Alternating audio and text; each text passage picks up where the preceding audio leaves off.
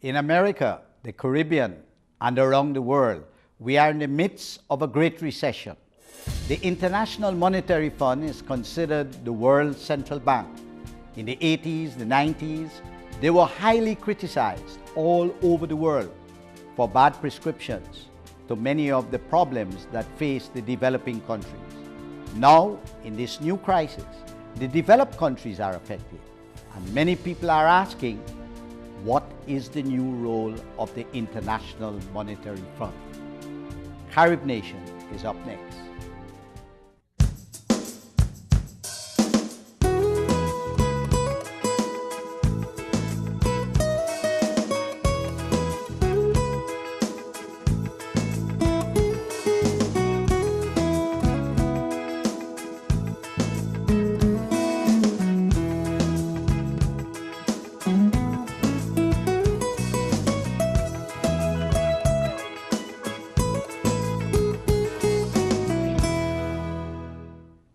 In America, the Caribbean, and around the world, we are now experiencing astronomical figures with unemployment. People are losing their jobs in this great recession. The International Monetary Fund, the IMF, is one of the major players in terms of prescribing solutions to the problem of unemployment and to the great financial crisis that has occurred and is occurring presently in the world. Today in our studio, we have two eminent guests. One is Mark Weisbrot. He is the co-director of the Center for Economic Policy and Research. He is well known in America and around the world for his views on what should be the solutions and the policies to the problems we face today. And we also have with us Prakash Loungani, advisor to the research department at the International Monetary Fund, who has been engaged in dealing with the question of job creation. Gentlemen, welcome to our studio. Thanks, Bob. And thank you for being here. Thank you. I will start, first of all, can you characterize to us a bit about what is this great financial crisis and the Great Recession, so that people in the street, ordinary citizens, can understand what this is really, what is this crisis about? Well, I guess I wouldn't really call it a financial crisis. I mean, there was a financial crisis that led up to the world recession of 2009, but that part was temporary. And what you had really was a world recession, and the economy is recovering now. The world economy is recovering, but kind of unevenly, and it's kind of a weak recovery in a lot of countries, and not enough to create employment. For example, in the United States, it's barely enough to lower the unemployment rate. And the European recovery is weak as well. And it varies in different regions of the world. The main problem now in terms of coming out of it is you have to have sufficient aggregate demand. And you don't have that in the United States, and for example, to really lower the unemployment rate. You don't have that in Europe. And in a lot of these countries, especially the high-income countries, you have what we would call pro-cyclical policies, where the economy is weak and the government, which has to really make up for the private demand, is going in the wrong direction, like our state and local governments are doing here, for example. They're cutting spending, raising taxes, in some, and that in a situation where the economy is either weak or contracting. And that is, I think, one of the biggest threats to the world economy. Prakash, Mark speaks about the bubble, and I know you did research previously on the housing. Right. So I imagine he's referring to the housing crisis. Yes, and he's Can you link right. it to strengthen what Mark is saying? No, I think I agree completely with what he said. I think one of his colleagues, Dean Baker, was prescient in warning about the housing bubble in the U.S., and it's happened all over the globe, and I think we are seeing the aftermath of the bursting of those bubbles, not just in the U.S., but in Europe and in many other countries. And I agree with him completely that the recovery is not a strong one, and our managing director has said that the recession should not be called over until unemployment starts falling. Well, this is one of the questions, Mark. This story that we are getting out of the recession. I don't understand how we are getting out of the recession and unemployment is rising. So who is getting out of the recession? Well, do you mean in the United States, for example? U.S. and around the world. Well, it is different in different countries. Okay, let's say with the U.S. for a start. Yeah, in the U.S., well, the thing is, growth would have to be a lot faster. You need probably 3.5% growth in the United States just to keep the unemployment rate from rising. And, you know, in the recovery from the worst recession we had before this, which was 1980 to 82, when you came out of that recession, you had much faster growth than what we have now. And that's how the unemployment rate came down. That's how Ronald Reagan got reelected. Yeah. And you don't have that kind of growth now. I think that's really the main thing. It isn't a question like you often see that, you know, banks aren't lending or credit is too tight. It's just the demand isn't there because the growth is not fast enough. So Prakash, from the IMF perspective, how did the U.S. move out of this? I mean, I think that one has to tackle the problem of lack of jobs more directly. I mean, you have to have more targeted programs that are trying to create jobs. I mean, it would be good if, as Mark said, you could do it on the basis of aggregate demand. I think in most recoveries, that is and the for our normal. listeners, what is aggregate demand? Well, if you think about what creates jobs is when companies start hiring people. So, you know, the jobs is a derived demand. When companies feel confident and they want to produce more, they hire more people. So, unfortunately, we don't seem to be at the point where companies are confident enough, are feeling confident enough to actually go out and hire lots of people, which is what happens generally at the end of recessions. So I think you need to boost aggregate demand to the extent that you can. And I think that the Fed, through its quantitative easing and through the fiscal policy to the extent that it can, is trying to do that. And I think other countries as well, to the extent that they can boost demand through their policies, they're trying to do so. But I mean, through their policies, I mean through their monetary and fiscal policies, through their macro policies. But if that does not prove to be enough, you have to think more directly of how you can how do you try really to create jobs. get investors to want to create jobs? In the developing world, the argument was that we have to make the country suitable for investors, attractive for investors. A few weeks ago, President Obama spoke to the rich CEOs and said they had trillions of dollars available that they should invest. How do you move them from just giving them a speech to invest to making them invest? Why wouldn't they want to invest in China or invest in India where labor, you know, is being paid $1 a day? I'm afraid it is simpler than most people are making it. And I think what Prakash said was correct, but I think to add to it a little is these companies don't want to invest because they can already satisfy existing demand and even more with the capacity that they have. So in order for them to want to expand, they have to have more demand. There has to be more spending. And consumers were hit, you know, when $8 trillion of wealth disappears, and there were stock market losses as well, and real estate, you know, the construction sector, of course, both commercial and residential, took big hits. That is a huge reduction, and at this point, it can only be made up by the government. And that's where, you know, our fiscal policy has been much too weak. The whole stimulus that we had, if you take off the state and local spending and taxing that went in the wrong direction, it was maybe 1/8 the size of what you would have needed in the last 2 years just to make up for the cutbacks in spending that you get from the bursting of the housing bubble. Okay? So that's just too small. It's a quantitative thing.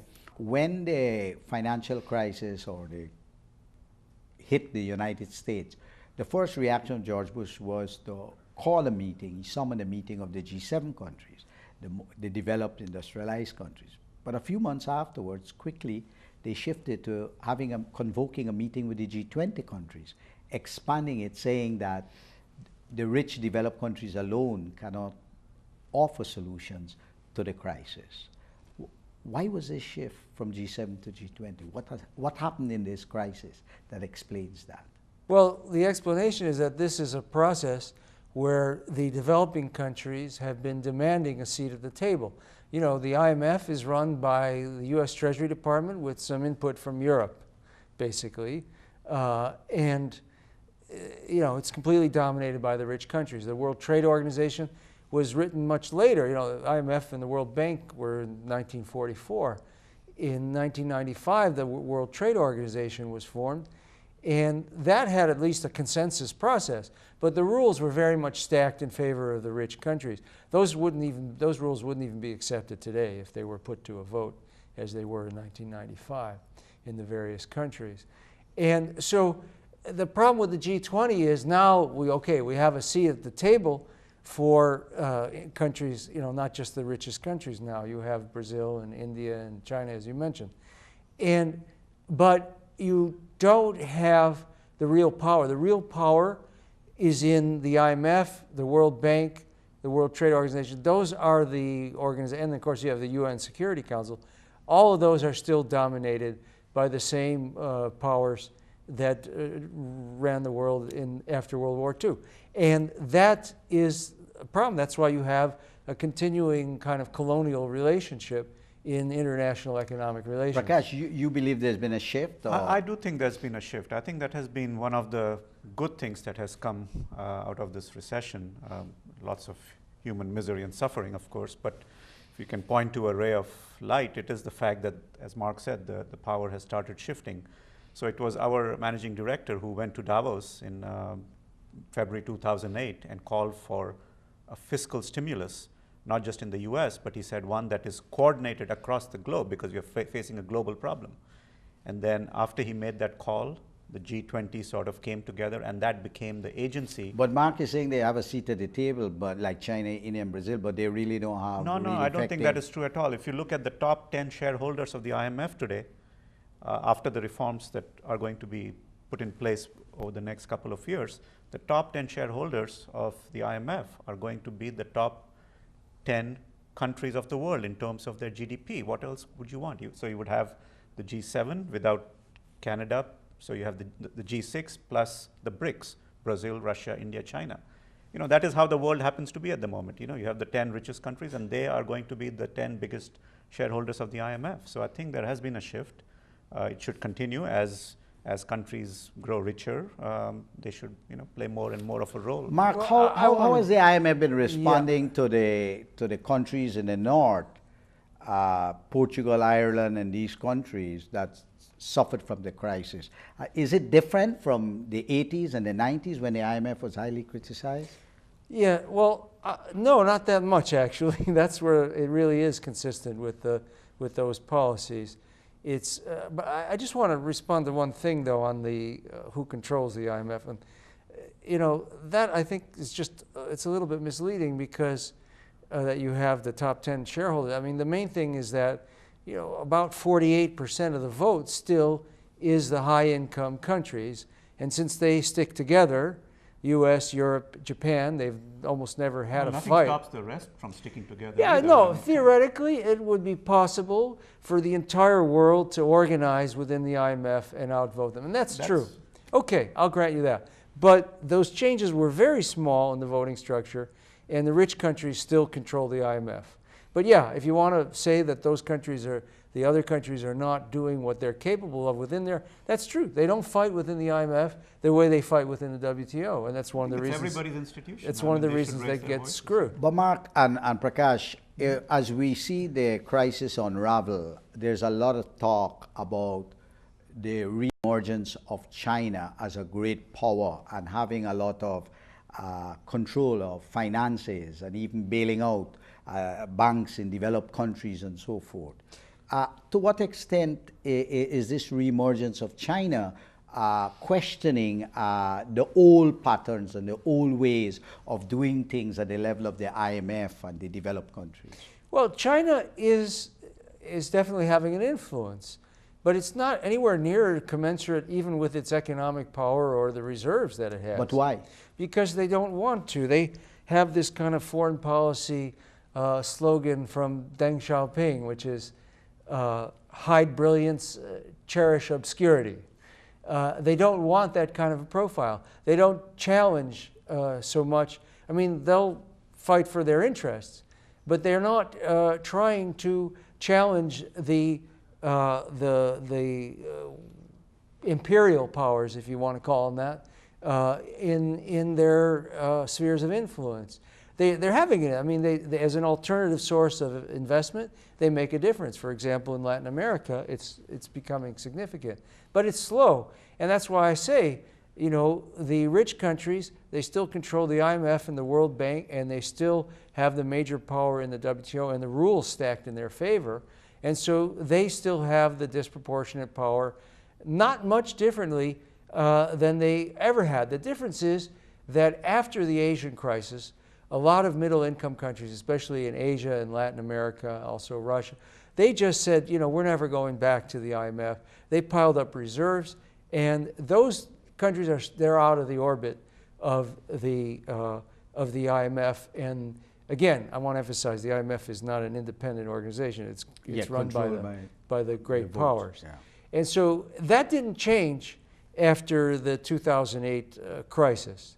But Prakash, countries like Jamaica have been coming back to the IMF, and other countries have been coming back. Yeah, Explain to us that process, because about a year ago or so, we thought that the IMF was going to disappear. They were contracting their staff. People were not borrowing money. They said the conditionalities were prescription for riots. What has been responsible for countries going back to the IMF? I think it's the fact that despite what Mark said, we actually have changed, and I think a lot of countries have come back in many different regions, a lot in Europe, some, as you said, in the Latin America and Caribbean region. We've become more flexible about our policies. We've introduced new... Where precisely is the flexibility? Well, we've introduced kind of like a credit line, which is something that many countries had asked for. They said they want a flexible credit line so that we can provide the money and it gives them assurance before a crisis hits. So it's not as though we always rush in once the country is in deep crisis. So a lot of countries have taken advantage of our flexible credit lines. And the conditionalities that we knew about in the 80s and 90s that were very severe? Well, if anything, our conditionalities, people are, to some extent, a few governments are complaining about our conditionalities on social spending. I mean, there are cases where in Europe now, we have been the people who have been insisting on saving pro-poor spending, on saving expenditures on health and education. And to the point where some governments have said, yeah, well, look, you, the IMF, you shouldn't be imposing conditionality. Mark, I see you smiling.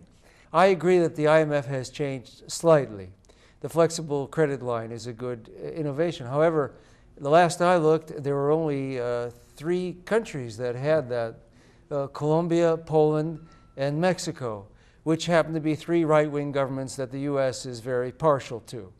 And so I think there's definitely that needs to be expanded. But it's a good idea. But in terms of the IMF doing what it always has done, it's done a lot of that in this crisis. We looked at, in 2009, we looked at the agreements made during the crisis in 2008 and 2009. 41 agreements at that time. 31 of them had pro-cyclical policies, either fiscal, monetary, or both. That means they were countries adopting policies when the economy was weak or in recession, or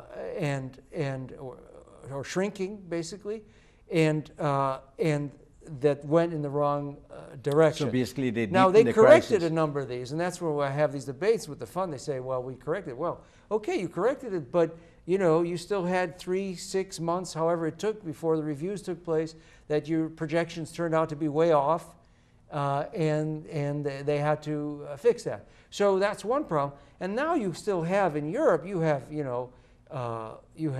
Latvia, you have Greece, Spain, Portugal, Romania, Ireland, all of those countries. The IMF is involved, even where they don't have agreements, they're involved in the macro policy decision making. And again, the European Commission and the ECB are the dominant authorities, but the IMF is going along with it. They're putting their name on the agreements, like in Latvia. And these have been a disaster, some of them just as bad, worse than Argentina. Latvia lost 1/4 of its GDP under this program, doing the same thing that Argentina tried to do from 1998 to 2002. So Prakash, what's your response to that? I don't think that's an accurate characterization at all. I think, as I said, in some cases, it's been the governments themselves who have wanted to do some kind of fiscal adjustment, and we have tried our best to see whether or not that makes sense or not. In individual cases, as I said, we have actually recommended saving pro-poor spending, social spending. We have actually, in some cases, advocated not having the fiscal consolidation. It all depends on a matter of room. I mean, unlike Mark, I mean, we have to be pragmatic, not dogmatic. We are dealing with lots of different governments, lots of different agencies. As he said, the ECB is in there, the EU is in there. So, I mean, we are just trying to do our best in a very difficult situation. And I think it's the fact that the countries are coming to us is the signal that, of course, it's a deep crisis, and that's why they're coming to us. But also the fact that despite what Mark claims is our track record, I think countries feel that we are helping them out. If you think about Poland's case, I mean, it was the fact that we gave Poland this flexible line of credit that stabilized markets and allowed Poland to actually have a fiscal stimulus. Now, focusing a bit on the unemployment, can you tell us a bit about what the IMF has been, what kind of dialogue they've been engaging with the International Labour Organization, trade unions, and civil society on the issue of unemployment? What is the state of unemployment globally? Well, globally, it's a huge crisis. 200 million people, 205 million people around the globe are still unemployed. So there's no sense in which we can say that this recession is over. As I said, our feeling is we should not call the recession over until unemployment starts falling significantly. So it was this state of affairs that led us last year to get together with the International Labour Organization and organize a major conference in Oslo. And as you know, Paul, you participated in some of the workshops that led up to this Oslo conference, and our goal was to focus the world's attention on unemployment, just as the world's attention gets focused on financial developments or inflation. When the stock market plummets, everybody's following the thing day by day. But here you have 205 million people across the globe unemployed, and we have to fight to get the world's attention on this. So that was really our main goal. Mark, and that's what we are trying to do. Yeah, Mark, do you believe this signals a shift from IMF focus on finance to job creation?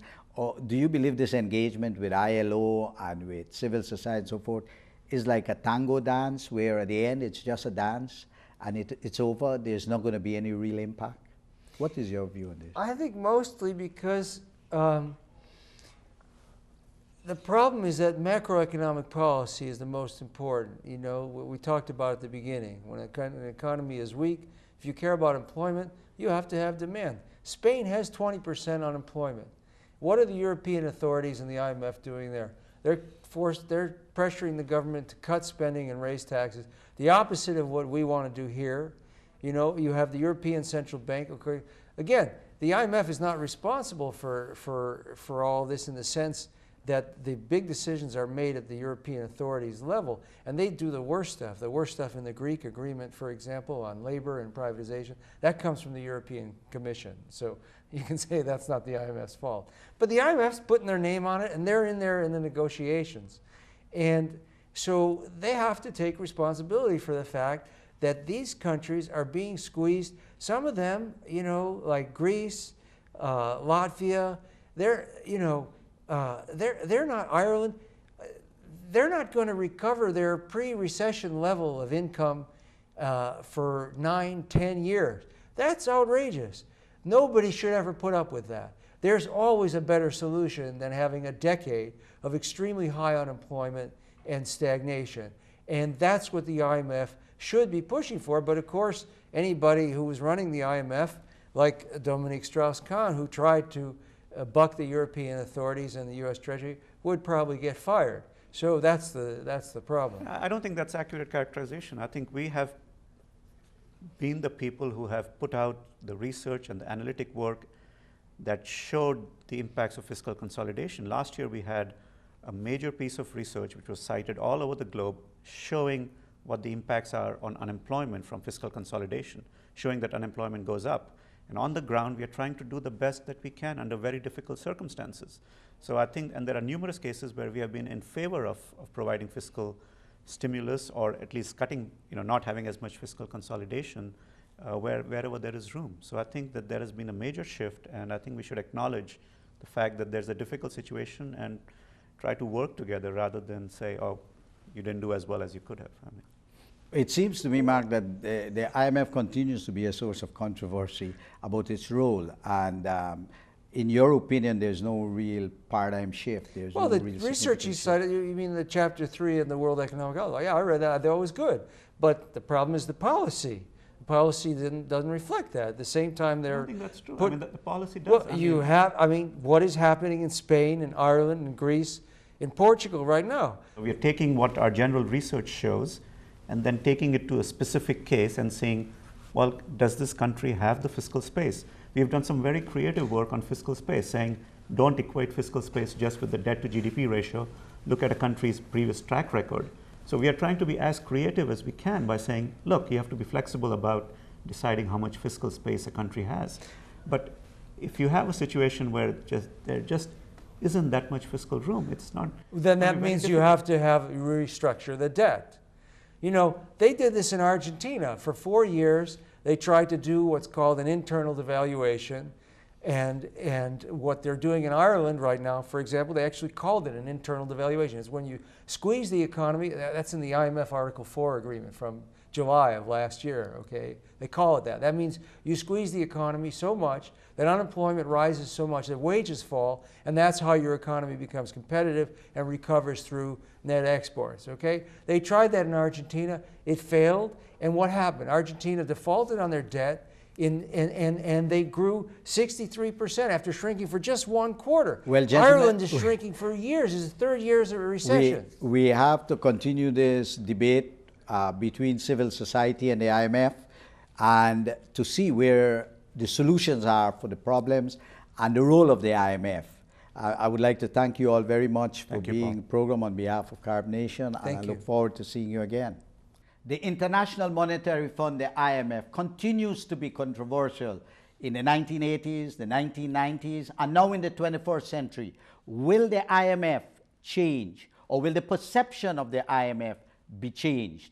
We do not know. It seems that in this program, we've had 2 eminent men, one from the IMF, one from civil society, a prominent think tank in Washington, D.C., and we have not come to a consensus. So, in the Caribbean, we continue to listen to the experiences of countries with the IMF with the hope that we will learn and instruct our policies on how we relate to the IMF. I am Paul, Niru, Tennessee for CaribNation.